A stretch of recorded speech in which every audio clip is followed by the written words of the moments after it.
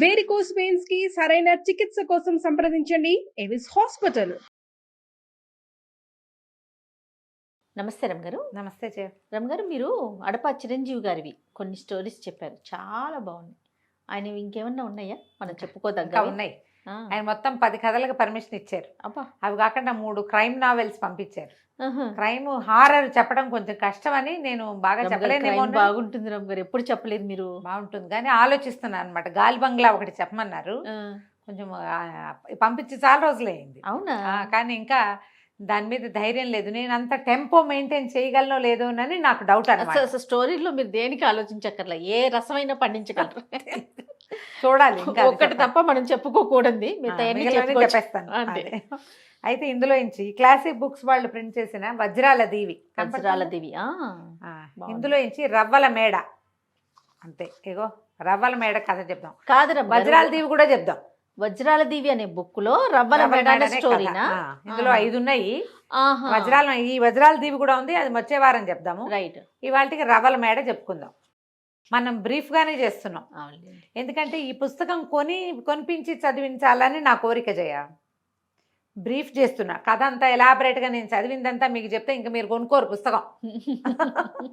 అందుకని పుస్తకాలు కొనుక్కోండి. రేపు బుక్ ఫెయిర్ వస్తుంది హైదరాబాద్ లో. అడపా చిరంజీవి గారి 2 పుస్తకాలు ఉన్నాయి, చక్కగా కొనుక్కొని చదువుకోండి. ఇందులో వజ్రాల దీవుల నుంచి రవ్వల మేడ చెప్దాం. రైట్. పూర్వం మరాళ దేశానికి ప్రతాపరుద్రుడు అని ఒక రాజుగారు ఉండేవారు. ఆయన భార్య పేరు కాంతిమతి. చాలా కాలం సంతానం కలక వాళ్ళు ఎన్నో పూజలు పునస్కారాలు చేశాక వాళ్ళకు ఒక బంగారు కొండ లాంటి చూడచక్కని వాడైన కుమారుడు కలిగాడు, వల్లభసింహుడు అబ్బాయి పేరు. అయితే వల్లభసింహుడికి చక్కగా చదువు చెప్పించారు, మంచి స్ఫురద్రూపి, యుద్ధ విద్యలు శాస్త్ర విద్య కూడా బాగా పకడ్బందీగా చెప్పించారు. చక్కటి వాడు, అన్నీ నేర్చుకున్నాడు అబ్బాయి. అయితే ఈ మంత్రి గారి అబ్బాయి, పెద్ద మంత్రి గారి అబ్బాయి జయంతుడు ఈ వల్లభసింహుడికి స్నేహితుడు కూడా. ఇంకొద్ది రోజుల్లో వీళ్ళు పట్టాభిషేకం కూడా చేయబోతారు. గురుపదేశాలన్నీ అయినాయి అబ్బాయికి, గురుకులంలో విద్యలన్నీ అయిపోయినాయి. మంచి నవయువకుడుగా ఉన్నాడు. ఇతనికి ఏదైనా దేశాల్లో తిరగాలని కోరిక. మనం గురువుగారులు అందరూ కూడా మనకేం చెప్పారు, లోకజ్ఞానం అంటే మనం ఇంట్లో కూర్చుని ఒక జ్ఞానం కాదు, దేశాటన చేయాలి, ప్రపంచం చూసి రావాలి, ఆ తర్వాతే పట్టాభిషేకం అని అతని ఉద్దేశం. అయితే అమ్మా నాన్న ఇట్లా కంటి ముందు నుంచి పిల్లాడు అవతలకి వెళ్ళినా భరించలేని వాళ్ళు, లేక కలిగాడు కాబట్టి వాళ్ళు ఒప్పుకోరేమో అని ఇతను జయంతుడు అన్నాడు. కానీ వల్లభసింహుడు అమ్మా నాన్నని ఒప్పించడానికి పూనుకున్నాడు. సరే వెళ్ళామనుకున్నారు, వెళ్తానంటే 4 రోజులు ఆగమని చాలామంది జ్యోతిష పండితుల్ని వాళ్ళని పిలిపించి, మరి అబ్బాయి ఇలా వెళ్ళే సమయం బాగుందా, ఈ సమయంలో ఇతను దేశాటనకి వెళ్ళొచ్చా, ఏమైనా ప్రమాదాలు ఎదురవుతాయా, వెళ్ళిన పని అవుతుందా, అది కనుక్కోవడానికి ప్రయత్నం చేస్తే సరే అందరూ కొంతమంది ముందు వెనకగా అటు ఇటుగా చెప్పారు. ఏదో ప్రమాదంలో పడేందుకే ఒక అవకాశం కనపడుతోంది, కాకపోతే పడమటి దిక్కుగా వెళ్ళొద్దని చెప్పండి అబ్బాయిని. రాకుమారుడు పడమటి దిక్కుగా వెళ్ళకూడదు యువరాజు అనేసరికి సరేననుకుని, ప్రమాదాలు ఏవో జరుగుతాయన్న మాట ఇంకా ఈయన భార్యకి చెప్పాల రాజుగారు. చెప్పకుండా కుమారుడికి చెప్పాడు, నాయన వెళ్దు కానీ నువ్వు పడమటి దిక్కు ప్రయాణం పెట్టుకోవద్దు. అబ్బాయి అన్నాడు, ఏ దిక్కైనా పర్వాలేదు, మీరు అది వద్దంటే ఇంకా అటు వెళ్ళము, మేమిద్దరం మా దారిన ఇంకో పక్కకి వెళ్తామని జయంతుడిని తోడు తీసుకుని ఓ శ్వేతాశ్వము, ఒక కాలాశ్వము, తెల్లటి గుర్రం ఒకడు, నల్ల గుర్రం ఒకడు వేసుకుని బోళ్ళంత ధనపరాశుల్ని కూడా వెంబడబెట్టుకుని, ప్రయాణాల్లో అవసరపడుతుంది కాబట్టి బయలుదేరి మెల్లిగా వెళ్తున్నారు ముందుకి. మధ్యలో అడవుల్లో పడుకుంటూ ఒక పెద్దరాజు పెద్దమ్మ దగ్గరికి చేరితే ఆ పూట ఆవిడ దగ్గర హాయిగా అంతకుముందు ఏవో తిన్నారు, పట్టుకెళ్ళిన ప్యాకెట్ ఫుడ్ ప్యాక్డు, తర్వాత అడవిలో కనపడ్డ పళ్ళు కాయ తిన్నారు. చక్కగా కూర నార వేసి పెట్టి ఆవిడని అడిగారు పెద్దరాజు పెద్దమ్మని, ఏమిటి ఇది ఏ రాజ్యంలోకి వస్తుంది ఈ ఊరు, ఇక్కడ విశేషాలు ఏమిటంటే ఆవిడ ఏం చెప్పిందంటే, ఇది శ్రీచక్రపురం. లేకపోతే ఈ శ్రీచక్రపురంలో ఒక విశేషం ఏం జరిగిందంటే, రాజుగారికి మదన మంజరి అద్భుత సౌందర్యవతి అని ఒక కూతురుంది. వివాహ కళ్యాణ సమయం వచ్చింది దగ్గరికి, కానీ ఆ పిల్ల మాయమైపోయింది. సడన్గా వేసిన తలుపులు వేసినట్టే ఉన్నాయి. అమ్మాయి ఎలా మాయమైందో ఎవరికీ తెలియదు. పిల్లని ఎవరో ఎత్తుకుపోయారు, అంతేగా అనుకుంటారు. దాంతో ఈ అమ్మాయిని వెతికి పట్టుకునే వాళ్ళకి అర్ధరాజ్యం ఇస్తామని, పిల్ల నుంచి పెళ్లి చేస్తామని ప్రకటించారు. రాజుగారు ఆ పిల్ల కోసం దుఃఖపడుతూ ఉన్నాడు. అదినైనా మా రాజ్యం పరిస్థితి, మీరు ఇక్కడి నుంచి బయలుదేరి వెళ్తే ఒక రోజు 2 రోజులు ప్రయాణం చేస్తే మీరు శ్రీచక్రపురానికి వెళ్ళిపోతారు అని చెప్పింది. అయితే అక్కడికి వెళ్ళటానికి వీళ్ళు బయలుదేరాక ఆ అవ్వకేదో 4 రూపాయలు ఇచ్చారు, డబ్బులు ఉన్నాయిగా వీళ్ళ దగ్గర. అవును. అటు బయలుదేరుతుంటే అక్కడ చెప్పారు మధ్యలో దోపిడీ దొంగలు ఉంటారు, ఈ దారి చిన్నదే, దోపిడీ దొంగలతో జాగ్రత్తగా ఉండాలంటే ఏం చేస్తారో చూద్దామని వీళ్ళిద్దరు అటే వెళ్ళారు. అటే వెళ్తే అక్కడ దోపిడీ దొంగలు ఎదురుపడ్డారు. ఇది సమరసింహుడు, మన వల్లభసింహుడు చాలా గట్టిగా యుద్ధ విద్యలు నేర్చుకున్నవాడేగా, బాగా చితకొట్టేశాడు వాళ్ళని, దొంగలందరినీ. అప్పుడు ఏం చెప్పాడంటే, మీరు ఇంత హఠాకటాగా శుభ్రంగా ఉన్నారు, ఒళ్ళొంచి పని చేసుకోకూడదా, వ్యాపారం చేసుకోవచ్చునే, ఒళ్ళొంచి పని చేసుకోవచ్చు, ఇట్లా ఇతరుల సంపద కొల్లగొట్టడం పాపము, దీని వల్ల మీ ప్రాణాలు కూడా పోతాయి, చనిపోవాల్సిందే ఎప్పుడైనా, ఇదేంటి దుర్మరణం పాలవ్వాల్సిన అవసరం ఏముంది అని వీళ్ళని మీరు ఒట్టేయండి, ఇంకా వదిలిపెట్టమని బతిమలాడారు వాళ్ళు. సావచిత కొట్టేసేసరికి వదిలేస్తాను కానీ మీరు ఇంకా దొంగతనాలు చేయకూడదని వాళ్ళతోటి ఒట్టేయించాడు. మా తాలూకు మన నాయకుడి మీద ఒట్టేస్తున్నాం, మేము ఇంకా దొంగతనాలు చేయమన్నాడు. బూరయ్య ఒకడి పేరు, అప్పుడున్న ఆ దొంగల్లో ఉన్న నాయకుడి పేరు. వీళ్ళకి అసలు నాయకుడు ఒకడున్నాడు, సమరబాహు వాడి పేరు. మరి ఆ నాయకుడేడి అని అడిగితే, మా నాయకుడు మా రాజుగారి అమ్మాయిని వెతికి పట్టుకుని అమ్మాయిని పెళ్లి చేసుకుంటానని అమ్మాయిని వెతకడానికి పోయాడు, చాన్నాళ్ళు అయింది ఇప్పటిదాకా రాలా, వాడు ఎక్కడికి పోయాడు, సరే మీకు ఎక్కడైనా కనపడితే మా నాయకుడి మీద ఒట్టేసి మేము దొంగతనాలు మానేసామని చెప్పండి, వాడు ఏదైనా దొంగతనం చేస్తే పుసుకుని పోతాడు, మరి వాడి మీద కదా ఒట్టేశారు అని చెప్పి ఈ దొంగల ముఠా అంతా చేసి దొంగతనం చేసిన డబ్బులని చుట్టుపక్కల ఊళ్ళల్లో పంచిపెట్టేసి వ్యాపారం చేసుకోవడానికి పోయారు. వీళ్ళు ఇక్కడ నిజానికి దొంగల దగ్గర తగిలితే గట్టి దెబ్బలే తగలాల్సింది రాజకుమారుడికి ఫ్రెండ్కి, కానీ తగలలేదు. వీళ్ళు శ్రీచక్రపురంలో ప్రవేశిస్తే రాజభట్లు రాజుగారు రమ్మంటున్నారని తీసుకుపోయారు. ఆ ఊళ్ళోకి వచ్చిన ప్రతి కొత్త మనిషిని రాజుగారి దగ్గరికి తీసుకెళ్తారు. వీళ్ళు రాజకుమారుడు లెక్క కనపడుతున్నాడు టీవీగా, రెండో వాడు కొంచెం చబ్బిగా ఉన్నాడు, తెలివిగా ఉన్నాడు. సో వీళ్ళు ఏ రాజ్యం నుంచో వచ్చారనుకుని రాజుగారి దగ్గర తీసుకెళ్తే ఆయన చెప్పాడు, మా అమ్మాయిని ఎవరో ఎత్తుకుపోయారు, పరదేశులు ఎవరొచ్చినా ఈ పిల్లని ఎక్కడైనా చూసారేమో అని అమ్మాయి ఫోటో చూపించి కనుక్కుంటున్నాము, ఒకవేళ అమ్మాయి గనక ఎవరైనా చూస్తే ఆ పిల్లల్ని ఏమైనా దక్కించుకునేందుకు అవకాశం ఉంటుందని ఆయన చాలా దుఃఖపడ్డాడు. వీళ్ళకి చక్కగా ఉంచి భోజనాలు అవి పెట్టాడు. మా పిల్లని చూపించండి, వెతకండి మీరు కూడా అని ఫోటో చూపిస్తే ఆశ్చర్యపోయారు. మహాద్భుత సౌందర్యవతి అమ్మాయి. అయితే అంతా వెతికారు, ఇంట్లో ఆ అమ్మాయి పడుకున్న గదిలోంచి మాయమైపోయింది. ఓహో. ఆ గదంతా వెతికితే ఏమీ ఆనవాళ్ళు లేవు, ఎవరో ఎత్తుకుపోతే ఏదో అవుతుంది కదా, అక్కడ ఏం లేవు. ఈ గదిలోంచి బయటకు వెళ్ళడానికి వీళ్ళకి ఊరి బయటికి వెళ్ళిపోవడానికి ఒక సొరంగ మార్గం ఉంది, రహస్య మార్గాలు ఏమైనా ఉన్నాయా అని అడిగాడు. ఉన్నాయన్నాడు రాజుగారు. ఆ మార్గంలో ఏమైనా గుర్తులు కనపడతాయేమో వెతకండి అంటే ఏమీ దొరకలేదు. అయితే మంచం పక్కన ఒక చిన్న దంత పెట్టు, ఆ పెట్టు ఊరికే తెరిచి చూస్తే అందులో బంగారు మువ్వల పట్టీలు ఉన్నాయి. ఈ పట్టీలు మా అమ్మాయికి చాలా ప్రీతిపాత్రమైనవని చెప్పాడు ఆయన. సరే ఈ పట్టీలు ఇవ్వండి, మీ అమ్మాయిని నేను వెతికి పెడతాను అని చెప్పి ఒక చిన్న నకలు, అమ్మాయి ఫోటో ఉందిగా అక్కడ, రాసి ఇవ్వమంటే ఒక చిన్న ఉత్తరంలాగా మడిచి ఉండేలాంటి కాగితం మీద 2 రోజులు ఉండండి, చిత్రకారుని పిలిపించి నకలు వేయిస్తానని ఫోటో చక్కగా వేయించి ఇచ్చారు. ఆ ఫోటో ఆ అమ్మాయి మువ్వల పట్టీలున్న ఆ దంత పెట్ట పుచ్చుకొని వీళ్ళు మళ్ళీ బయలుదేరారు. ఈసారి అనంతగిరి అనే ఒక రాజ్యంలోకి వెళ్ళారు. ఆ ఊళ్ళోకి వెళ్ళారు, సిటీలోకి వెళ్ళేసరికి రాజభట్లు పట్టేశారు. రాజుగారి దగ్గర చూడాల్సిందని బలవంతంగా ఈడ్చుకొచ్చారు. రాజుగారు ముద్దుగా మాట్లాడాడు. ఇదేమిటి అని ఆశ్చర్యపోయారు వీళ్ళు. ఆశ్చర్యపోతే ఆయన ఏమన్నాడంటే, రమ్మంటే రావట్లేదని ఇలా బలవంతం చేయాల్సి వచ్చింది. ఆయన 4 మాసాల క్రితం మా అబ్బాయి సూర్యవర్మ దేశాటన చేస్తానని వెళ్ళాడు, రాలా. ఏదో వాడు పెద్ద దేశం కాదు, పక్క దేశానికి వాడు వెళ్ళింది. అతని తాలూకు ఏ కబురు లేదు. అతనితో వెళ్ళిన వాళ్ళు ఎవ్వరూ మాకు వెనక్కి రాలేదు. మా అబ్బాయి ఎక్కడున్నాడో తెలియటం లేదు. ఈ అబ్బాయిని ఎక్కడైనా చూసారా అని ఒక ఫోటో చూపించారు వాళ్ళు కూడా. ఆ అబ్బాయిది కూడా చిన్న పటం గీయించుకున్నారు, గుర్తుపట్టడానికి వీలుగా గీయించుకొని బయలుదేరారు.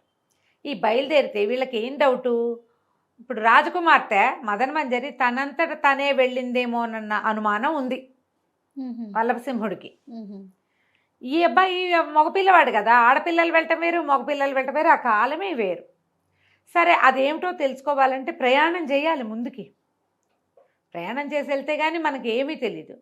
వీళ్ళు ప్రతి చోట ఎక్కడ ఆగినా ఈ అబ్బాయిని కానీ ఈ అమ్మాయిని కానీ చూసారా అని అడుగుతూనే ఉన్నారు. ఆ అమ్మాయిని చూసిన వాళ్ళు ఎవ్వరూ లేరు, ఈ అబ్బాయిని చూసిన వాళ్ళు ఉన్నారు. ఆ మధ్య ఇటు వచ్చాడు ఈ అబ్బాయి, అని చెప్తున్నారు. ఇప్పుడు అమ్మాయిని ఎవరైనా మాయం చేసి ఉండాలి, లేదా ఆ అమ్మాయి ఏదైనా వేషం మార్చుకుని ఉండొచ్చు. ఓహో. ఇప్పుడు ఆడపిల్లని ఒక అందగత్తె గుర్రం మీద ఎక్కొచ్చినా గుర్తుపడతారు. మగపిల్లాడినే జ్ఞాపకం పెట్టుకుని 3 నెలల క్రితం వచ్చాడు అని చెప్పినప్పుడు ఆడబిడ్డని ఎందుకు చెప్పరు? అవును.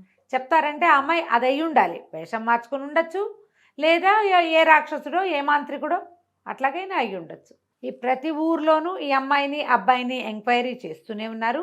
కొన్ని చోట సత్రాలు ఉన్న చోట సత్రాల్లో ఉన్నారు. వీళ్ళ దగ్గర డబ్బు ఎలాగో ఉంది. సరే, భుజంగపురం అని ఒక ఊరు చేరారు.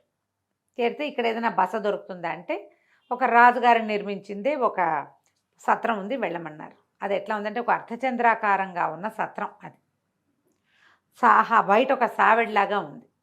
ఆ అర్ధచంద్రాకారంలో గదులు ఉన్నాయి. చాలామంది తిండికి అవకాశం లేని వాళ్ళు రాజుగారు ఫ్రీ భోజనం పెడతారు. రూములు తీసుకుని ఉండే వాళ్ళు కూడా ఉన్నారు. అక్కడికి వీళ్ళు వెళ్ళారనమాట. వెళ్ళినప్పుడు సరే, ఈ ప్రతి చోట ప్రతి ఊళ్ళో వీళ్ళ ఉద్దేశం ఏమిటి? వింతలు విడ్డూరాలు విశేషాలు ఏమున్నాయో తెలుసుకోవటం, దేశకాలమాన పరిస్థితులు అర్థం చేసుకోవటం. సరే, అక్కడికి వెళ్ళేసరికల్లా వాళ్ళు ఎన్నాళ్ళు ఉంటారు ఏమిటి అని కనుక్కున్నారు. తెలీదు, ఇక్కడ ఉండే వింతలను బట్టి ఉంటాం.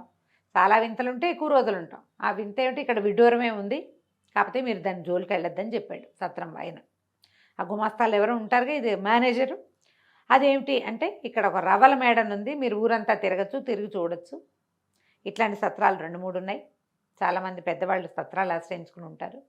రవ్వల మేడ అని ఉంటుంది, దాని జోలికి వెళ్ళకండి అని చెప్పారు. మరి వెళ్ళొద్దు అంటే వెళ్ళాలి వీళ్ళు. సరే, ఏం చేశారు వీళ్ళు? ఇక్కడ భోజనం చేసి కాస్త విశ్రాంతి తీసుకుని ఊరు తిరగడానికి గుర్రాల మీద బయలుదేరారు. అక్కడ ఒక పెద్ద బ్రహ్మాండమైన కోట. ఇది కోట మేడ అని ఆశ్చర్యపోయారు. రాజుగారిది కాదు, రాచకోట వేరే ఉంది. దీని పేరు రవ్వల మేడ. దాని బయట రాయబడి ఉంది. సుబుద్ధి అనే ఒక మంత్రి గారు రాశారు. చిత్రలేఖ అనేటువంటి ఈ రవ్వల మేడకు అధిపతి అయిన ఒకానొక సౌందర్యవతి, ఆమెని ఎవరైనా జయించవచ్చు. ఏదైనా ప్రయత్నం, ప్రతి రోజు పోటీలు జరుగుతాయి అక్కడ.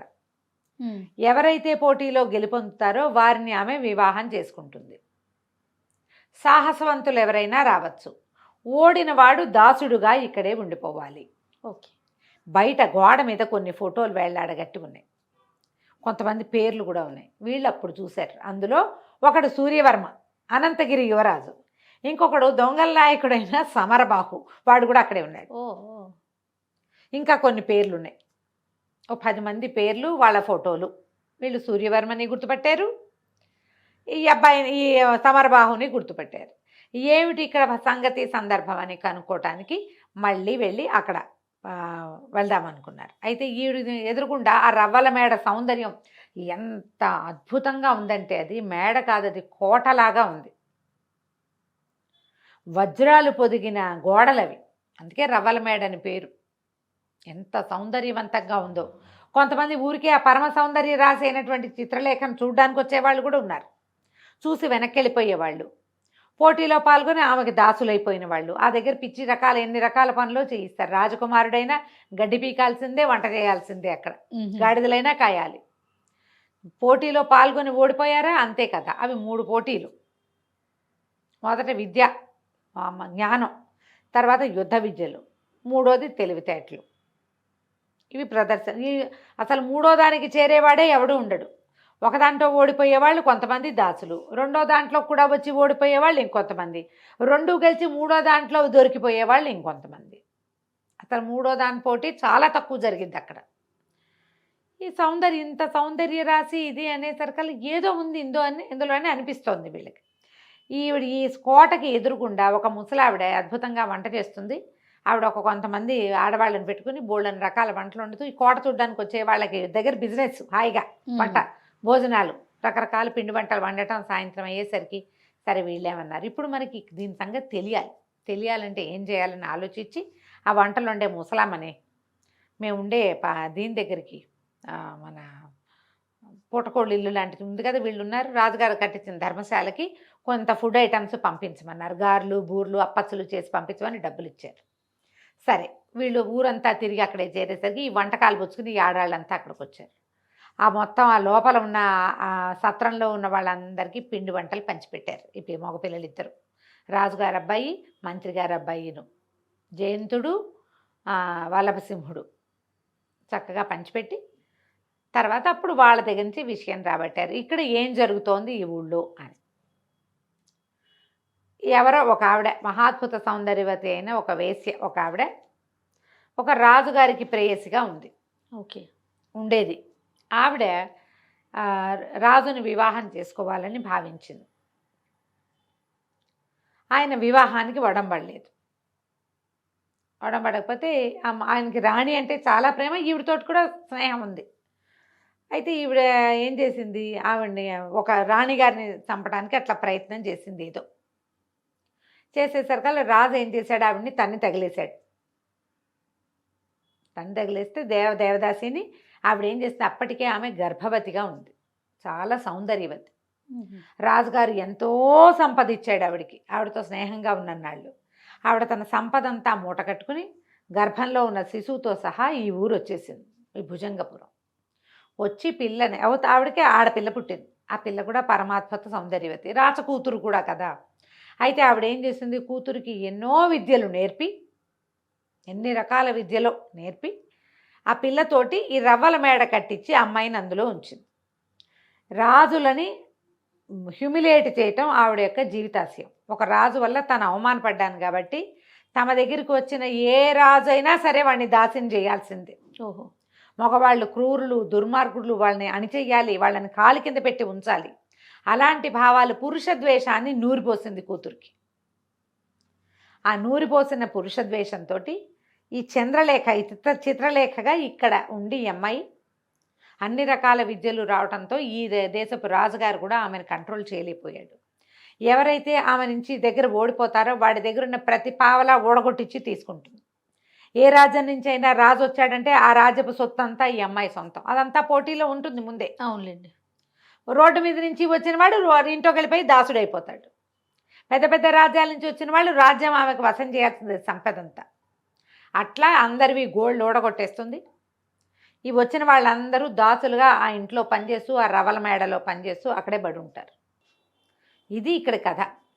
ఈమెను గెలవటం కష్టం. అయితే వల్లభసింహుడు ఆలోచనలో పడ్డాడు. ఏం చేస్తాడో మనం వచ్చే భాగంలో తెలుసుకుందాం. తప్పకుండా రమ్మగారు. నమస్తే. నమస్తే.